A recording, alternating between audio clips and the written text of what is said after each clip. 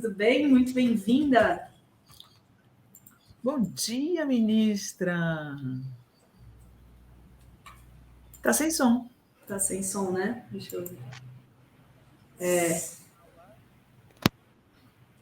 Acho que abriu. Vamos ver. Não, eu tirei o fone, mas eu tava com o fone. Sim. Então fica tira sem o fone, ministro, é melhor. Eu tirei o fone. O fone não... E às vezes o... Bom dia, tudo bem, ministra Ana Moser? Tudo jóia. É engraçado, ministra Ana Moser é chique demais, né, Ana Moser? Você sempre, a gente tinha uma intimidade tão grande com você, falando, né, você, torcendo, gritando, Ana Moser, vai, tá, na hora que vê com o ministro é muito legal. Você está nos ouvindo? Você chamar de senhora para cá, senhora para lá. A senhora está no céu, né? Dá vontade de dizer. Não, mas está tudo certo. Tá tudo certo. Ministra, eu queria começar essa nossa conversa pelo que me parece básico, que você, eu vou chamar de você, já então, pudesse fazer um balanço desses primeiros 5 meses, como pegou esse ministério, né, de que maneira conseguiu dar um rumo para ele e quais são agora as perspectivas do Ministério dos Esportes, que é um setor onde o Brasil tem tradição, principalmente em alguns dos esportes, o que a senhora veio, o que você veio, o vôlei, o futebol e tantos outros. Os Paralímpicos, o Brasil construiu já um espaço dele.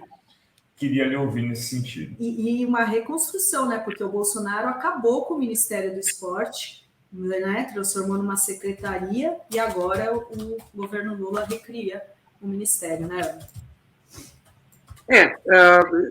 Bom dia, né? Primeiro, assim, para todo mundo, e obrigado pelo espaço aqui para a gente estar falando do esporte, do Ministério do Esporte, que foi realmente um ministério recriado de uma história desde o primeiro governo Lula, né, que foi criado pela primeira vez como ministério, e durante todo o governo Lula e Dilma, e depois, e com isso, né, nesse período se começou o desenvolvimento da estrutura do esporte, que nós vemos que esse é o mandato para consolidar uma construção que ela é histórica, né, do esporte, e de estrutura do esporte, de ordenamento, de visão do que quais são as dimensões do esporte, na linha da garantia do direito que está previsto na Constituição. Então, o esporte como um serviço social, como um serviço social, né, que o poder público organiza para a população. E então teve 3 conferências, uma série de construções, tivemos Copa do Mundo, tivemos Olimpíada. A Olimpíada, a Copa do Mundo estruturou estádios, né, pelo Brasil inteiro e estruturas de receptivos, né, de aeroportos, de estradas. Mas a Olimpíada ela estruturou o esporte competitivo brasileiro, porque se fez além de construir as estruturas para a disputa, para a Olimpíada, para o evento, se estruturou o time Brasil, né? Então, a confederação, o Comitê Olímpico e o Comitê Paralímpico e as confederações se investiu em todas as modalidades, se estruturou do juvenil para cima antes da Olimpíada de 2016 e se colhe os resultados disso até hoje. Hoje o esporte brasileiro ele é estruturado, ele é financiado, né, o esporte competitivo, o esporte de alta representatividade, que nós, né, chamamos de alto desempenho, né, alto rendimento. Então, toda a estrutura de COB, Comitê Olímpico, Comitê Paralímpico, as confederações, o Comitê Brasileiro de Clubes, a Confederação Brasileira de Desportos Escolar e Universitário, CBDE e CBDU, esse ecossistema ele ganhou organização nesse período e financiamento. Então, tem financiado pela loteria, pelo recurso da loteria federal, né, dos prêmios da loteria. Então, essa estrutura ela está posta e também o que foi construído já no primeiro governo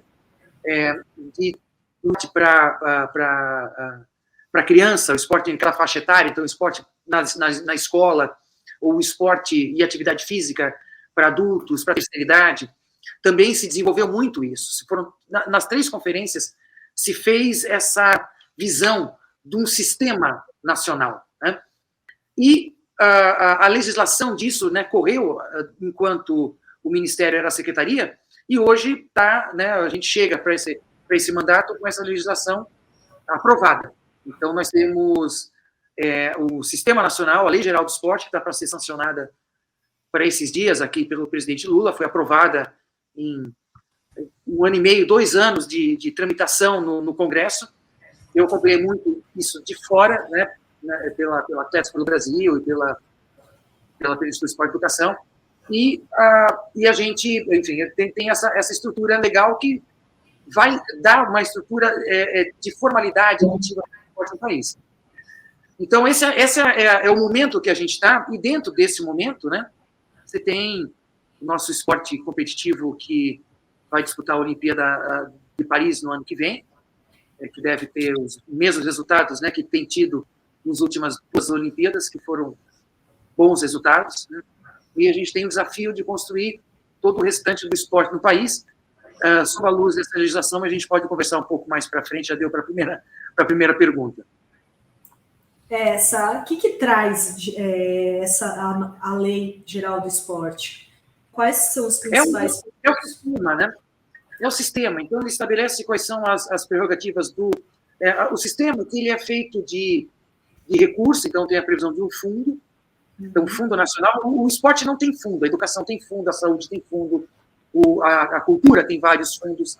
O esporte não tem um lastro de uma legislação que vá unir a União, estados e municípios. Então, essa lei geral ela dá essa estrutura, né? E o plano nacional, então, também é a outra legislação que está acabando a aprovação.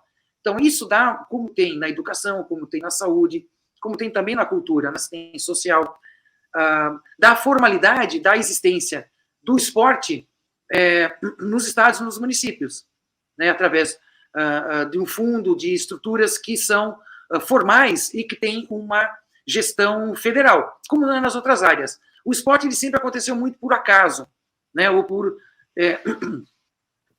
iniciativa, não está na cultura, não está, assim, a gente estava com o Tribunal de Contas, meu Deus, o CGU, a gente estava semana passada conversando, e eles falam, né, que eles veem esporte em todas as áreas, tem esporte na educação, tem esporte na saúde, tem esporte na assistência social, eles veem esporte nos municípios, eles veem esporte no turismo, eles veem em várias áreas, né, mas ele acontece sem uma organização de uma política, né? Então isso que dá o sistema, ele traz a centralidade para uma política social como as outras, né, são, além de dar as metas, né, da onde se quer chegar, de qual é a visão de construção que se quer para o esporte, né? Então, quantas pessoas nós temos hoje? 70% da nossa população tranquilamente sedentárias, né?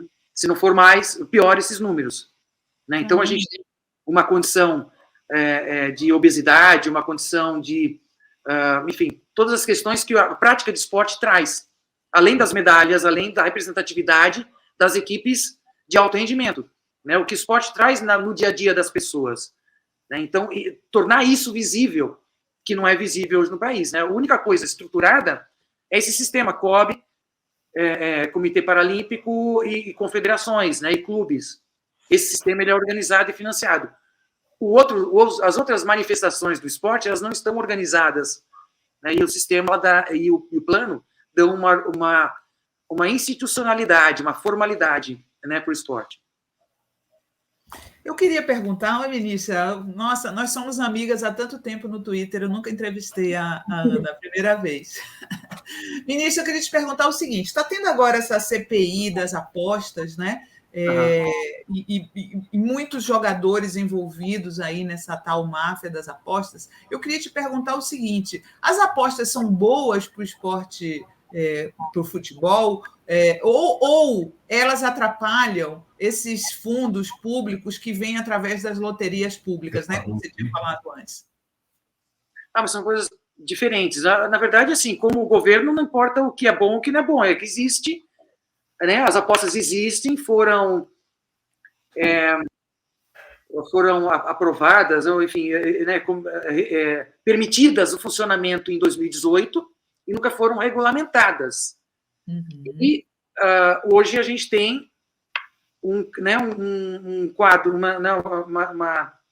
uma situação que as apostas acontecem em grande número, estão influenciando os resultados, porque está tendo fraude, não é regulamentado, né, se tem alguma questão, tipo, direito do consumidor, não tem a quem recorrer, porque não tem sede aqui no Brasil, então não é uma situação, né, mercadológica de funcionamento legal, normal, e não é tributado.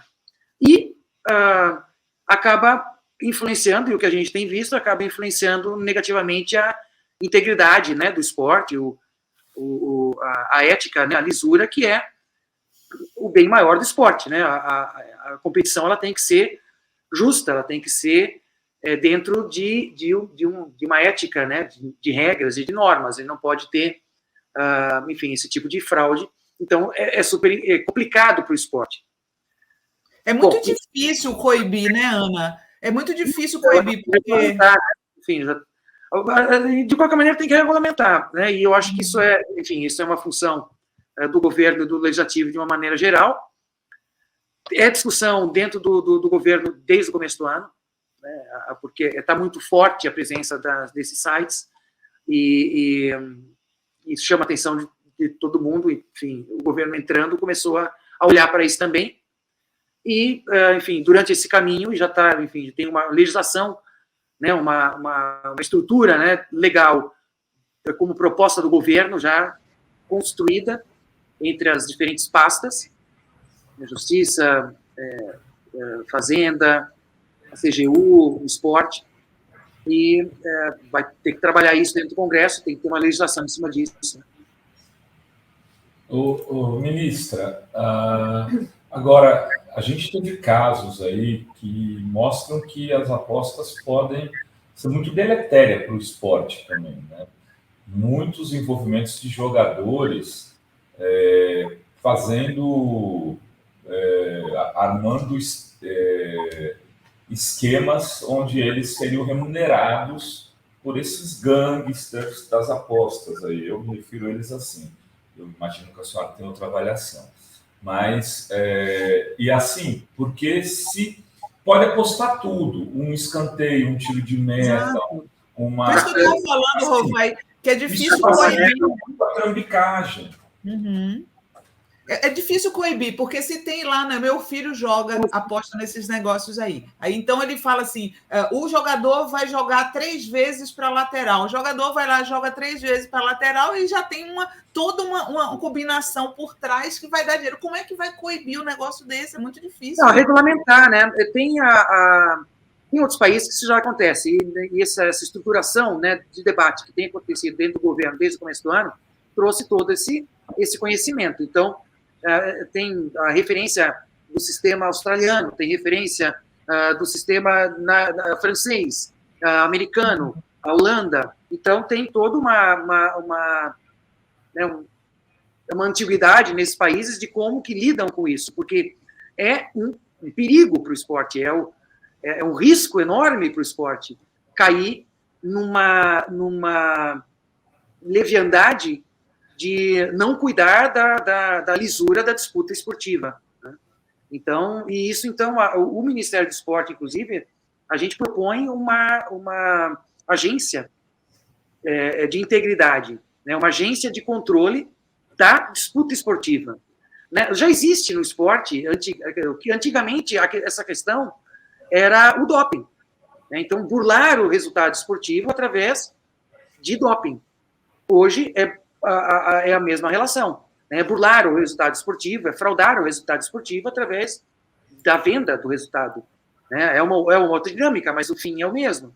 Então, o cuidado que o Ministério do Esporte, né, visualiza que deve ser tomado pela pasta é cuidar exatamente da questão esportiva, da disputa esportiva, da lisura, atenção, da integridade da disputa esportiva. Dri, nós temos um vídeo aí que você acha que você separou, de ontem à noite, ministra. Talvez a ministra não tenha nem tido conhecimento, mas ontem teve um jogo muito, muito triste aqui para esse blogueiro, afinal de contas, eu sou cientista, e onde o Santos perdeu por 2-1 para o News Old Boys. E no final do jogo, olha o que aconteceu, ministro. Está um pouco pequenininho, mas... muito o óculos aqui. Eu não tenho que tentar aqui colocar maior, mas acho que é o máximo, que acho que alguém fez do celular esse vídeo, que mostra torcedores dos argentinos com atos racistas, e um deles mostra uma banana no celular. Um mostra uma banana e uma mãe com uma criança no colo faz gestos de macaco para os torcedores. É Santos e o time argentino. Old Boys ontem à noite. Aí a gente vai pôr o vídeo rapidinho, aí eu queria... Pelotudo, quiero tú. Tu madre, la concha de tu madre, la concha de tu madre. Pau no cu, filha da puta. O brasileiro está xingando e ele está mostrando uma banana. Ao contrário, ele está mostrando uma banana e o brasileiro está xingando. Está xingando, E aí, esse daqui da mãe, deu para ver? Deu para ver, está muito... Enfim, está muito ruim. E aí é uma senhora, uma mulher, com uma criança de colo, e ela pega, imitando macaco. Nós estamos vivendo isso com o Vini Júnior, aconteceu agora, diz que a seleção brasileira vai jogar, inclusive, de camisa preta na Espanha, para ser um ato de desagravo pelo racismo vivido pelo Vini Júnior. Como que a gente pode acabar com isso? Eu sei que não é uma decisão, um decreto, mas talvez no nível das punições, se elas fossem mais incisivas, Ana, será que a gente não conseguiria? A questão da formal, legal, né, da punição, é um caminho que ele é lento, né? Ele é um caminho que ele tem que ser construído, ainda mais na relação entre países. Então, esse é um caminho que está sendo trilhado. Está sendo trilhado pelo governo de uma maneira geral, especialmente pela ministra Nelly Franco, né, da integridade racial. Já vinha nessa construção e tornou-se tudo muito urgente e muito mais grave, né? E a questão esportiva, eu acho que ela pode ser muito mais... Esses protocolos podem ser muito mais eficientes. Existe a conversa com a CBF já há bastante tempo. Existe o posicionamento do presidente da FIFA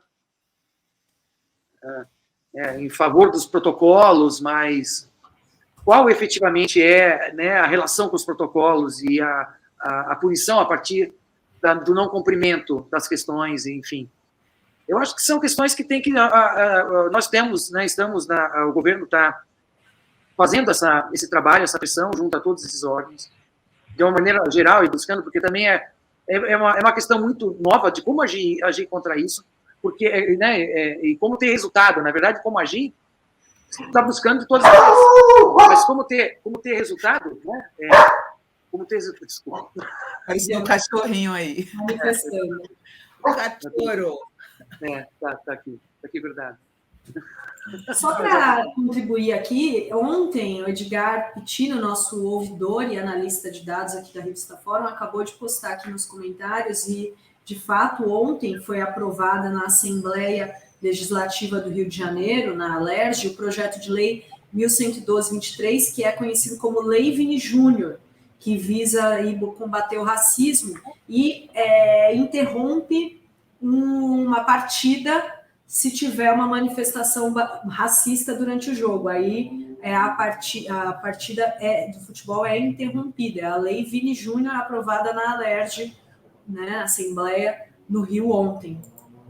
Interessante, né? Esse protocolo já existe, né?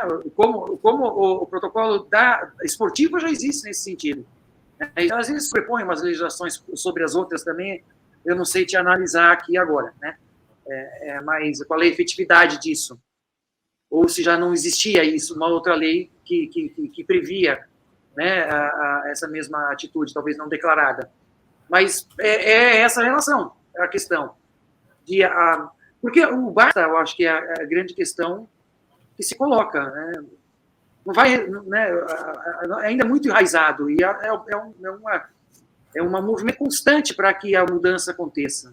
É um movimento constante no campo legal, é um movimento constante no campo cultural, né, e simbólico, né? E o esporte ele tem muito isso, até por isso que esse poder de simbologia, né? Até por isso que é tão cobrado e que se toma atitude ali no campo esportivo, que essas questões dentro do campo esportivo que tem uma visibilidade, né, e uma condição simbólica muito forte, que ali mude. E eu concordo com isso, porque eu acho que é realmente se mudar dentro do campo do esporte e do futebol, especialmente, que é onde é efetivamente mais agudo, estruturado, né, e disseminado, né, eu acho que seria importantíssimo para a sociedade, né. Bom, nós estamos nesse movimento, né, mas é um movimento que ele é de toda uma sociedade, né, não é só, não é por decreto, como você disse, né, Rovai, não é por decreto que se vai mudar as coisas. Tem várias perguntas aqui do público, vou trazer aqui uma rodada. O Saulo Cruz manda aqui um superchat perguntando: Ana, há alguma parceria com o MEC para fornecimento de materiais esportivos para os estudantes das escolas públicas? Então, na verdade, os alunos das escolas públicas, eles têm um material esportivo na escola por conta da educação física e em algumas, né, situações na educação integral.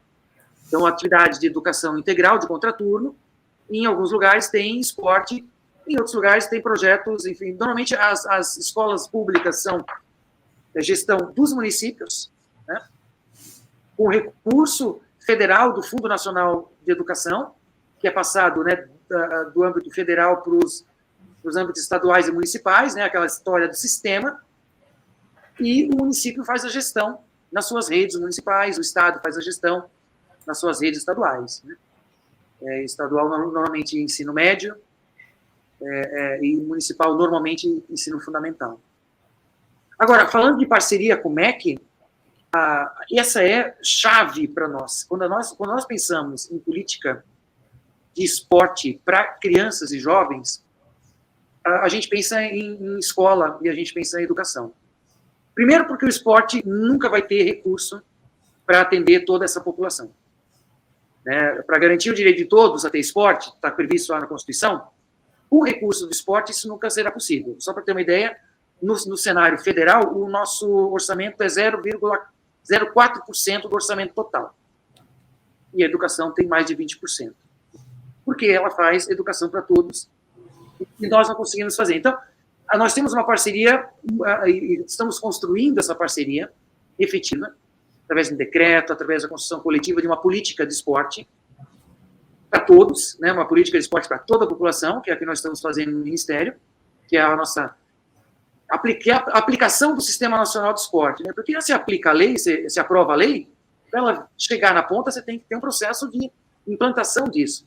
E é essa política das redes de desenvolvimento do esporte que nós estamos elaborando junto com a educação, quando a gente pensa em política de criança e adolescente, junto com a saúde, quando a gente pensa em política de atividade física e esporte para adultos, idosos, e com desenvolvimento social, MDS, quando a gente pensa em atingir também todas as faixas etárias, porque tem professor de educação física em todas essas pastas, né, no nível federal, estadual, municipal, tem professor de educação física nessas pastas.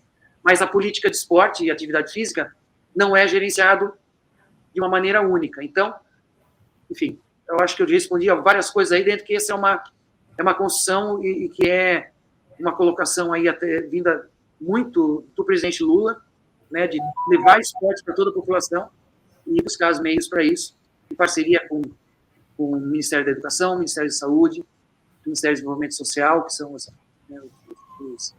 os grandes ministérios que fazem atendimento à população, atendimento direto à população. Tem outras perguntas aí do público, né, Dri? Tem sim, tem aqui também, olha só, a Débora Bianchini, acompanho a Ana Moser desde 1987, quando foi campeã mundial juvenil. Te desejo muito sucesso, ministra maravilhosa e progressista. Olha que legal. Isso aí, legal. Caramba, 87. Você lembrava disso, Ana? Claro, lógico. Eu lembrava, me espanto dela lembrar, eu lembrava. E a Suliane Haut diz: ministra Ana querida, você é minha musa e inspiradora há tantos anos. Que orgulho de sua trajetória. Obrigada por ter ficado conosco neste período de trevas, torcendo e orando por você. Beijos. Obrigado, Suliane. Obrigada pelo carinho. Legal. Tem também aqui várias outras perguntas. A Sônia Regina Angarten pergunta: bom dia, ministra Ana. Você conversa com o jogador Wallace, incitador de violência contra o presidente Lula? Qual a sua opinião pela suspensão? Então, conversar com ele, enfim, não conversei com ele, né? Nesse caso, conversaria, não teria problema nenhum.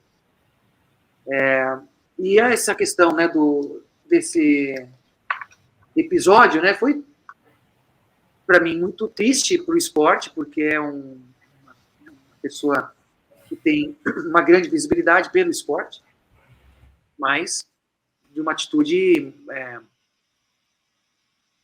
muito, né, que assim, quase criminosa, né? Não se deve ter isso, não se deve ter esse tipo de postura. Talvez numa legislação futura, né, pode até ser crime. Hoje não é, mas é uma postura muito ruim. E contra, né, contra o presidente da República.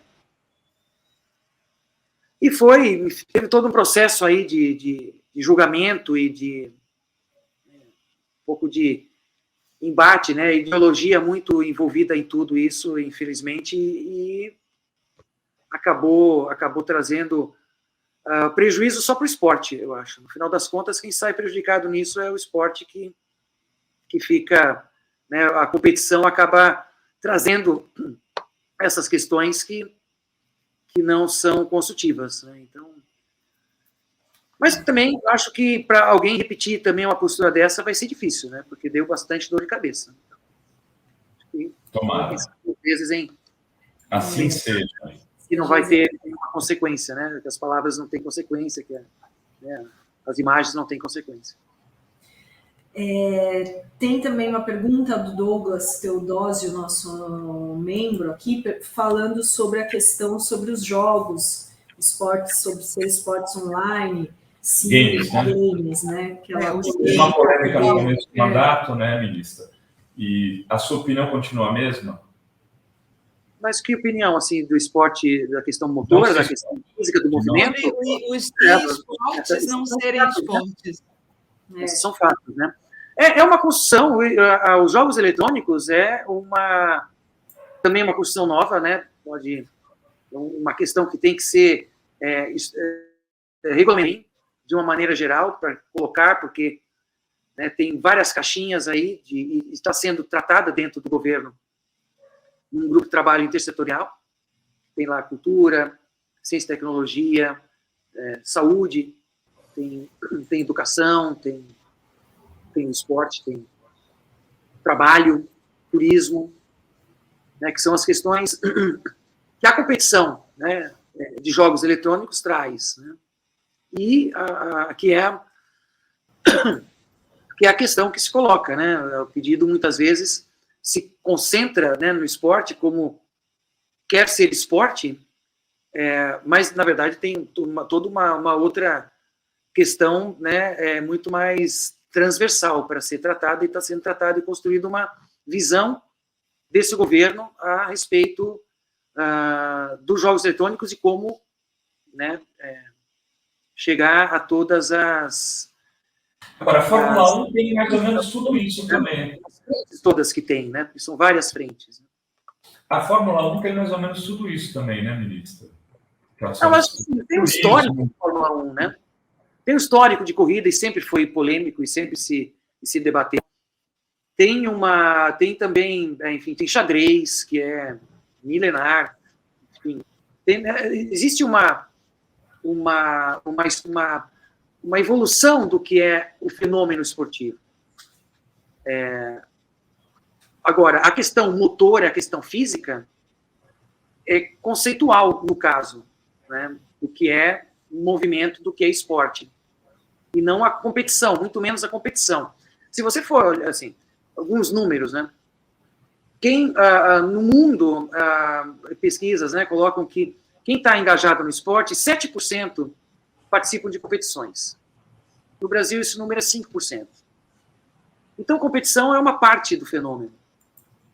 E o fenômeno motor, ele tem, né, físico, ele tem uma predominância histórica e do movimento. E se for, por exemplo, dentro da política pública, ele se coloca muito mais importante, né, pensando em política pública num país que tem que lutar contra mais de 70% de sedentários, uma obesidade crescente, especialmente em adolescentes, e todas as consequências disso, e, na verdade, os benefícios do movimento para a saúde, né, como saúde preventiva.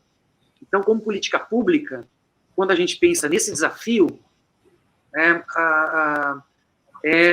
um paradigma, né? Como é que se lida com isso. Então, acho que o esporte não deve lidar sozinho com os jogos eletrônicos, que é um fenômeno muito mais amplo do que o esporte.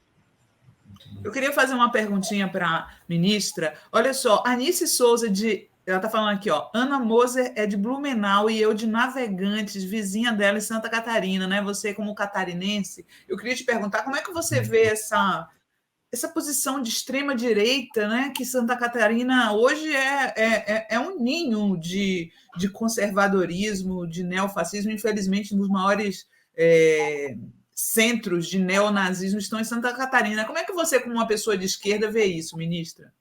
É um lugar que tem uma cultura, que tem uma formação, né? Enfim, eu não tenho como fazer uma análise sociológica da construção da ideologia de direita de Santa Catarina. Né? E, na verdade, eu acho que é uma condição, né, social, cultural. Quando você vai lá, como filha de Santa Catarina, você é bem recebida? Eu sou bem recebida em qualquer lugar que eu vá, né? Não tem problema de ir a lugar nenhum, enfim. Não sei. Mas, assim, é uma questão que eu não faço questão de discorrer, porque não tenho análise a fazer em cima disso, entendeu? É um fato, é assim. Deu lá o percentual que deu, né, em todas as 2 últimas eleições, enfim, é muito claro qual é o perfil. Né? Não tem nenhum julgamento de valor a fazer em cima disso. Muito bem, ministra. Eu combinei com a ministra das 11h40 às 12h10, já são 12h13. Nós somos rigorosíssimos no horário aqui. Não quero que ela volte sempre, né, Sinara? É isso aí. Então, muito obrigado, ministra. Obrigado a você. A gente torce muito por você também no Ministério. Obrigado. Bom trabalho para você também. Até a próxima. Obrigada, ministra. Ana, prazer. Tchau. Prazer, tchau.